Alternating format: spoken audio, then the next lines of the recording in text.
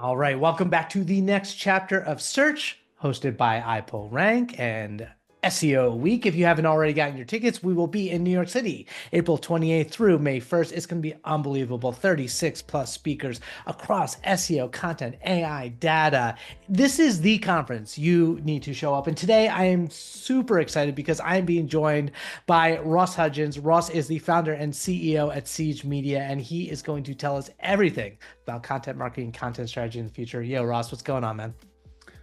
Not too much. Excited to be here. Super pumped for the conference. It's going to be amazing.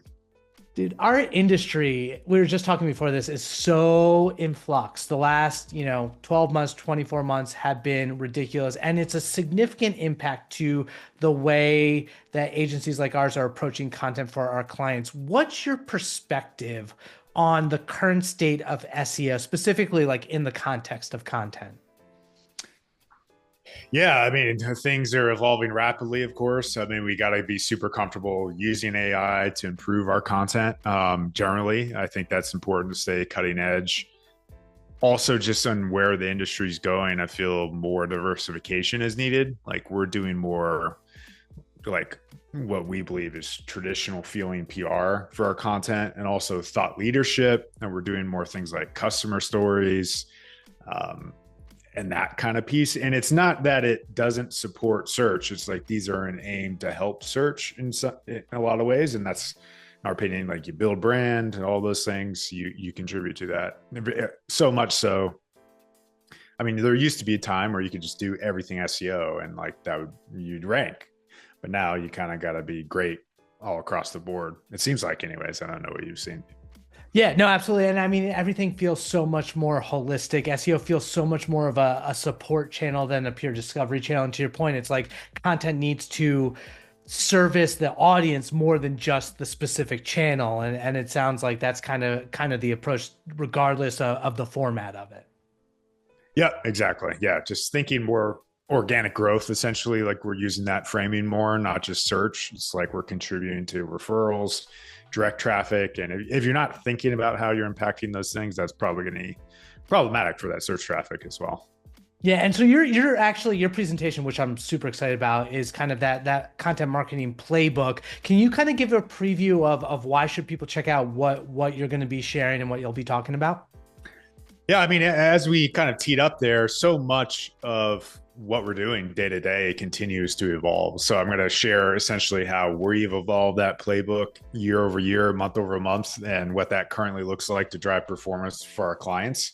So kind of hinted at some of that, but we're doing more like sales enablement content and thinking more about distribution outside of like cold outreach to mid-tier bloggers for guest post links. Like that is in a new state of affairs, and kind of sharing what feels most impactful and the results and the lessons and the failures is sort of the goal of that presentation. I know it's so cool because with all your impressive portfolio of clients, it's like you have a pulse on what is working, what's not. You guys are always experimenting. What is something that the audience can do right now tactically that you're recommending to people, saying like get ahead of this? Yeah, one easy kind of takeaway that I thought about more recently, especially if you're on the B2B side, very many companies will have drop downs in their top nav where it's their use cases or solutions for that software generally or product. And then they'll have the verticals they service. And we're suggesting generally that you would have a mix of high quality content that supports each of those connections. Like an example for us might be we do digital PR and we service fintech. So we should have thought leadership content or sales enablement content that serves that two prongs, and also case studies that support those two prongs. So if we build that, we're calling it like, and this is continually evolving. So by the time I do the presentation, we'll call it something different, but like a sales enablement atlas, like we need that map fully baked out to find all those coverage gaps where we're one, hopefully serving that user on our website to show them we know what we can do for digital PR for fintech. And then when they get into our pipeline, have the case studies to actually then close that deal. But a lot of companies will have many holes in that process. Like they don't have certain case studies. Maybe they just can't get them, but also they don't have any like content that supports like actually ever getting that client in the door from a lead standpoint. So that kind of matrix idea is one we're leveraging. And I think anyone can do that map in the B2B space and be like, do we have the proper coverage across all these? If not, that's some closed won deals left on the table. I love it because it's sometimes like once you initially do your site architecture, it feels like an afterthought, and to kind of revisit that, come back to it, and then think about it in the same way that both your audience and your search engines are, like, what's that journey? So to your point about hitting up those gaps, and then ultimately making those kind of semantic connections for your audience to reduce the thinking and just almost predict where they're going to go for them. It seems like that's exactly what you're thinking about for your clients and just yourself.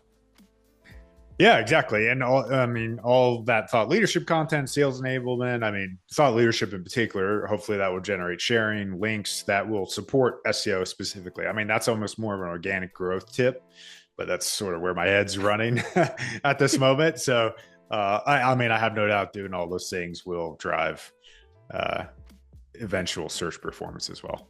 And that leads right into kind of my final question, which is like, as you're thinking more about just organic growth holistically and the way that we're thinking about SEO and content, what is the next chapter of search from your perspective? Like, where do you see all of this going? How should we be thinking about it?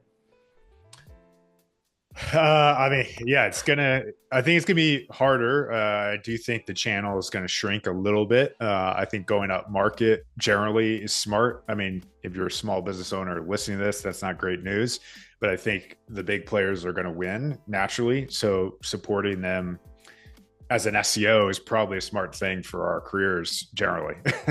So I think that's a good idea. So kind of getting in front of that, and that in turn, those companies also are in the best position to do the other things productively, like the organic growth, thought leadership. They have the audience and the traffic such that you could just put that in the site architecture, and they can then do productive things with that content, which maybe a day zero startup will unfortunately just not.